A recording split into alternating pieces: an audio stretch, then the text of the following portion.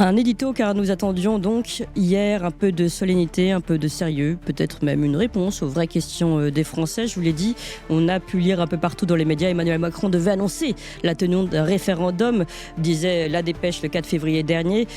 Dimanche, la Tribune nous dit référendum, ce que mijote Macron. Voilà, donc on se dit, il a décidé de prendre les choses en main, de parler de politique. On s'est pris à y croire, même un petit peu de questions de fond en France, enfin, et surtout un retour à la confrontation au peuple, une fois n'est pas coutume. Et puis vendredi, il y a eu Louise qui a été sauvagement assassinée, disparue à la sortie de son collège vendredi midi dans l'Essonne. On l'a retrouvée morte dans le bois d'à côté, de très nombreuses plaies commises avec un objet tranchant dans les parties vitales. Une jeune fille de 11 ans, aimée de tous et de tous les voisins, qui s'étaient d'ailleurs organisés pour la retrouver. Louise n'est malheureusement plus qu'un nom de plus sur une longue liste des innocents, morts parce que la patrie ne les protège plus. Il y a eu Thomas, il y a eu Nicolas, il y a eu Lola, il y a eu Philippine, il y a eu Elias, il y a eu tous les autres. La patrie non reconnaissante. Et là, justement là, on voulait un peu de sérieux, on voulait du grave, on voulait du fond, on voulait une réponse d'Emmanuel Macron.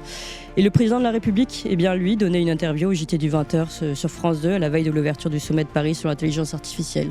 Il a même publié sur les réseaux avant une petite vidéo pour nous remonter le moral, dit-il. Je vous propose d'écouter un extrait. Moi, je fais cette petite vidéo pour essayer de vous remonter le moral. C'est quand même une dinguerie, tu vois. Mon monsieur.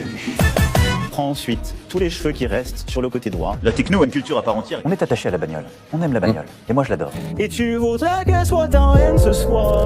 De luxe, n'hésite pas à t'abonner pour plus de vidéos. Bisous mes petits loups. Bien joué. C'est assez bien fait, ça m'a plutôt fait rire. Mais plus sérieusement, avec l'intelligence artificielle, on peut faire de très grandes choses. Changer la santé, l'énergie, la vie dans notre société. Et donc la France et l'Europe doivent être au cœur de cette révolution pour saisir toutes leurs chances et pour pousser aussi les principes qui sont les nôtres, ceux en quoi nous croyons. C'est le but de ce sommet pour l'action sur l'intelligence artificielle. C'est dès demain à Paris. Alors je compte sur vous.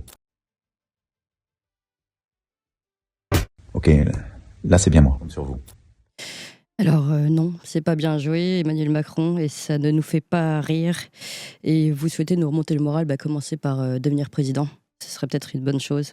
Ce n'est pas drôle, d'ailleurs c'est ce qu'a dit une journaliste indienne sur France 2, en direct du 20h, un peu, vous savez, comme l'enfant qui dit que le roi est nu.